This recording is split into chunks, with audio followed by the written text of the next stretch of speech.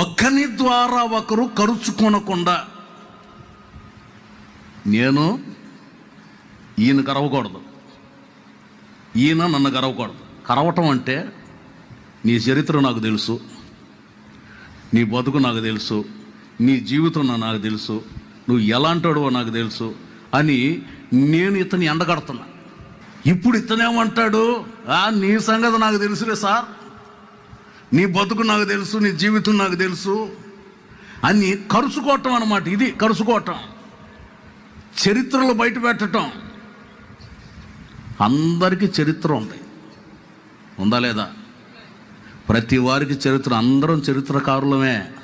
అయితే ఇక్కడ అంటారు ఒకరికొకరు భక్షించుకోవద్దు అంటే ఒకరికొకరు తిట్టుకోవటం, ఒకరికొకరు గొడవాడుకోవటం, ఒకరికొకరు హీనంగా మాట్లాడుకోవటం, రకరకాల పరిస్థితులు చేస్తూ ఉంటే చూసే జనులందరికీ ఎట్లా ఉంటుంది?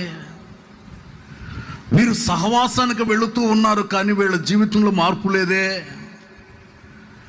దేవుని సన్నిధికి వెళుతున్నారు కానీ వీళ్ళ జీవితంలో మార్పు లేకుండా జీవిస్తున్నారే. నువ్వెంత అంటే నువ్వెంత, నీ చరిత్ర నాకు తెలుసు, నీ చరిత్ర నాకు తెలుసు అని చరిత్రలు బయట పెట్టుకుంటూ తిరిగే రోజులు కాదు ఇవి. ఎవరి పరిశుద్ధతను వారు కాపాడుకునే రోజులు ఈ రోజులు, ఎవరి విశ్వాసాన్ని వారు కాపాడుకునే రోజులు ఇవి. ఒకవేళ నింద వచ్చిందా, ప్రభు నిమిత్తం సహించు. ఒకవేళ నువ్వు చేయని దానికి నింద వచ్చిందా, ప్రభు నిమిత్తం భరించు. ప్రభు నిమిత్తం నీవు నడిపించబడు, ప్రభు కొరకు నీవు జీవించు, భరించు. ఒక రోజున ప్రభు నీ జీవితంలో అద్భుతం చేస్తాడు, ప్రభు నీ జీవితంలో ఆశ్చర్య కార్యం చేస్తాడు.